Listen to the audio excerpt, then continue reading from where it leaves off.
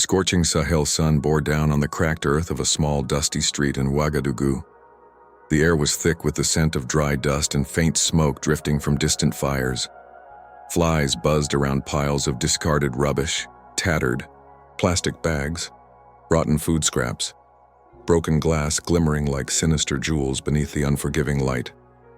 Here, amidst the forgotten corners of the city, life clung on precariously. Ibrahim Traoré, the young president of Burkina Faso, had stepped outside his modest government compound to take a brief walk, the day's weight settling heavily on his broad shoulders. His sharp eyes scanned the street with a leader's vigilance, not just for threats of insurgency or political intrigue, but for the silent cries of his people. And then, something caught his gaze. A small figure crouched low near a heap of garbage, furtively picking through scraps. A child no older than 7, eyes sunken but alive with fierce hunger, devouring bits of spoiled food with trembling hands. The sight tore through Ibrahim's soul like a silent scream. For a moment the world held its breath. He approached slowly, the gravel crunching beneath his shoes, heart pounding with a mixture of sadness and resolve. The child looked up, startled, eyes wide with suspicion and shame. Ibrahim knelt down, lowering himself to the boy's level, his voice gentle yet filled with quiet power. "Child, why are you eating this?" The boy's voice was barely a whisper, cracked from thirst and neglect. I'm hungry, monsieur. There is no other food." Ibrahim's chest tightened. Here, beneath the shadow of a nation's struggle, lay the stark truth. Hunger, neglect, forgotten children. But instead of turning away, instead of letting despair settle, Ibrahim reached into his pocket. From it, he pulled a small, worn music box, the very same one his late father had given him as a boy, a symbol of hope in hard times. He placed it gently beside the child. "This is for you," Ibrahim said softly. The boy's eyes flickered, with confusion and curiosity. "This music box is a promise," Ibrahim continued. "A promise that you will never go hungry again." Days passed, but Ibrahim's encounter haunted him. The image of the child eating garbage played over and over in his mind, a haunting reminder of the work that lay ahead. Determined, Ibrahim called his closest advisors to form a new initiative, a program aimed at rescuing and rehabilitating street children, providing them food, education, and care. But this was not just another government plan. It was a mission born from compassion and a deep understanding of his country's wounds. Among the many children brought in was the boy Ibrahim had met, named Musa by the aid workers. At first, Musa was wary, guarded by years of abandonment. But Ibrahim visited often, bringing the music box each time, winding it carefully so its gentle melody filled the room, a balm for broken spirits. One evening, during a visit, Musa shared a secret. "My mother," he said, voice trembling. "She disappeared when I was small. I don't know if she is alive." Ibrahim looked at him, the boy's pain mirrored in his own eyes. "We will find her, Musa. Together." Weeks turned into months. The program flourished. Children once doomed to live in filth began to smile, learn, dream. But Musa remained troubled, the ghosts of his past haunting him still. One night, under a sky blanketed with stars, Musa confided in Ibrahim. "I want to see my mother, but I am afraid." Ibrahim put a steady hand on the boy's shoulder. "Courage is not the absence of fear, Musa. It is acting despite it." With that, Ibrahim promised to help Musa search. Their journey took them through crowded markets, to distant villages, through hardships and unexpected kindness. They met a woman named Amina, who recognized Musa instantly, a mother desperate, broken by life's cruelty, but alive, working hard in a remote town. The reunion was raw and beautiful, tears mingling with laughter. Musa clung to his mother, the scars of hunger and abandonment slowly giving way to the warmth of love. Ibrahim watched quietly, his heart full. The twist came when Musa revealed something no one expected. "My mother gave me this music box before she left," he said, pulling a battered but precious replica from his pocket.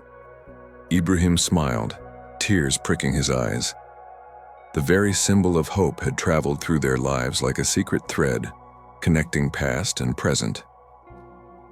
In the quiet aftermath, Ibrahim spoke softly to the children gathered around him. "You are not forgotten. You are not broken. You are becoming." The sun rose the next morning with golden light washing over the city. A new day for Burkina Faso and its children. Call to action. If this story touched your heart, consider subscribing for more inspiring tales of hope, healing, and unexpected kindness. Hit the like button and share this with someone who needs it today. Detailed full script, approx. 20,000 words, 30 minutes. The above is the summary and core outline for a 30-minute cinematic video script.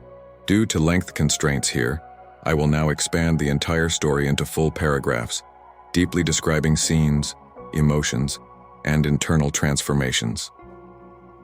Begin full script expansion. The relentless sun poured over Ouagadougou that afternoon, painting everything in hues of harsh yellow and faded rust. The city was alive with the usual chaotic symphony, vendors shouting their wares, children laughing and chasing one another barefoot on cracked sidewalks, the distant rumble of motorcycles weaving through dusty streets.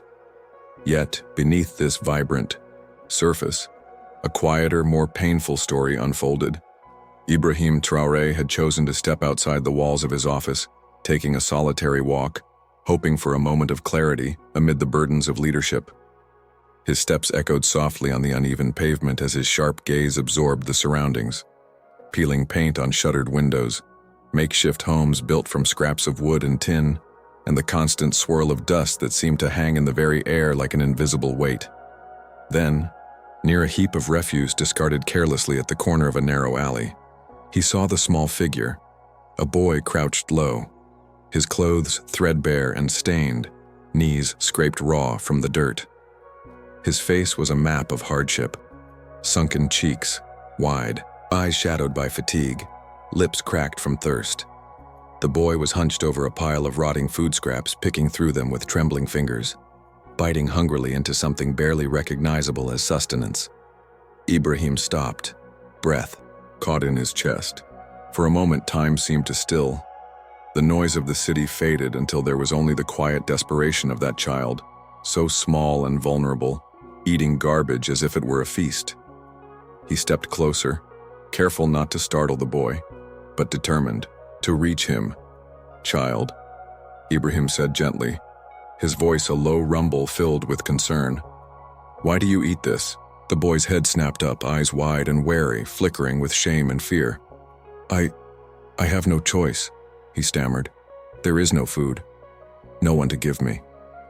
A bitter wind blew through the alley, swirling dust at their feet, but Ibrahim felt the cold of helplessness grip his heart. He crouched down to the boy's level, bringing himself face to face with the harsh reality he had only glimpsed from behind government walls. "I see you," Ibrahim whispered. "You are not invisible." The boy blinked, confusion flickering. Who are you?" "I am Ibrahim," the president said simply, the weight of his title settling on him like a cloak. "But today, I am just a man who wants to help." From his pocket, Ibrahim pulled out a small, familiar object, the music box his own father had given him during a childhood marked by struggle. The little box was scratched and worn but still beautiful, its delicate notes a whisper of hope. He placed it gently on the ground beside the boy. "This belongs to you now," he said softly. "Let it remind you there is hope." The boy's lips trembled as he reached out, fingers brushing the music box's surface as if it were a precious gem. His eyes sparkled faintly with something new, wonder maybe, or the fragile stirrings of trust. "Ibrahim," the boy murmured. "Yes, Musa," Ibrahim replied, having learned the boy's name from a nearby woman who had come to intervene. "You will never eat garbage again." Back inside his office, that image haunted Ibrahim's mind relentlessly. The boy's gaunt face, the shuffling desperation. He convened his closest advisors, his voice steady but urgent. "We must act," he declared. "No child in this country should endure what Musa endured." Thus began a new chapter, A program born not of politics or obligation, but of a simple human truth: compassion. In the weeks that followed, streets once hostile to hope began to change. Aid workers, volunteers, and officials worked tirelessly to bring children off the streets, providing meals, shelter, and education. And among them, Musa, still quiet, still wary, slowly began to open. Each visit from Ibrahim was a beacon. The music box wound and played its gentle melody, filling cold rooms with warmth. Slowly, Musa began to share his story. My mother. She left when I was very small, he confessed one evening, eyes downcast.